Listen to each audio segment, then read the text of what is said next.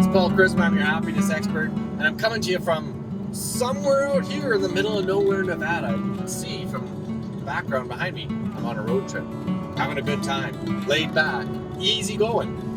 And it's a little bit like traveling when you're on an airplane too, where there's additional stress, but eventually you get to the relaxed part on those road trips. You know, there's the checking your baggage and getting through security and sometimes crossing borders even before you get on the plane. You go through American customs in Canada, the airports. But then once you get through all that stuff and you get to the gate, it's time to chill out. It's time to just enjoy the process of being transported from one place to another. Well, that's what this video is about. It feels to me like it's the beginning of summer and I'm on a road trip. And so stay tuned. I'm going to tell you how you can enjoy your road trips too.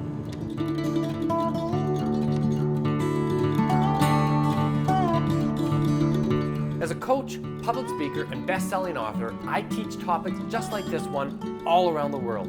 So stay tuned and I'll give you practical tools that you can use to make both yourself and those around you both happier and more successful. So here I am, not too far from Las Vegas, but I'm headed to Oregon. It's about a 12-hour drive, not including stops for peace and food.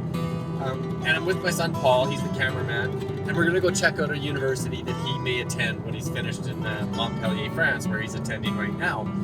And to get there, we could have flown, but that'd be a couple hours away, and then have to rent a car and all that. It was just like, you know what? Let's just go on a road trip. And so it's a Thursday afternoon, got a little bit of food and beverage, and we're headed to a motel that's about 5 hours away from here. And there's nothing to do except enjoy the trip, enjoy the conversation, enjoy nibbling away at snacks. And, of course, checking out the gorgeous scenery that the desert has. We just saw a lightning strike up here not too long ago. It's beautiful. And the cool part about it, when you're road tripping with somebody you love, there's the dialogue, there's the silly conversations that get deeply philosophical or ridiculously minute and unimportant. It's the passing of time.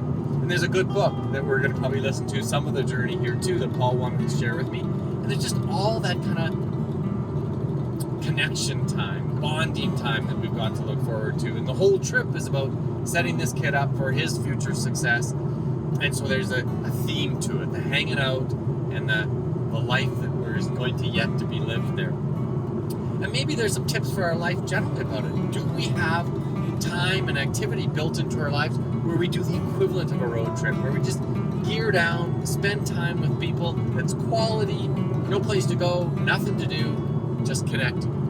And I bet there's a lot of ways that we can build that into our lives more simply. The short road trip, the trip up to the lake, it's a half-hour drive from home, and if it doesn't really matter when we get there, can we have the attitude that it's just relaxed? And frankly, can we build that into our own homes? Can we be just relaxed with no agenda, listening to some good music in the home, or making a very casual, relaxed dinner, not in a rush to get the kids fed and then get off to the evening activities that need to be done?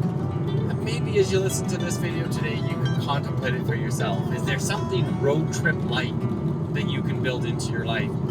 Maybe in the next week, and maybe on a regular basis, where it's just connecting, relaxed, and feeling like you've got a purpose, but it's not one you're in a hurry to get to. That's it for this week. I'm your happiness expert. If you like this kind of stuff, click the like button, share it with your friends and family, and of course always with your HR directors, because this stuff is about how we live our lives, and a lot of our lives are lived at work.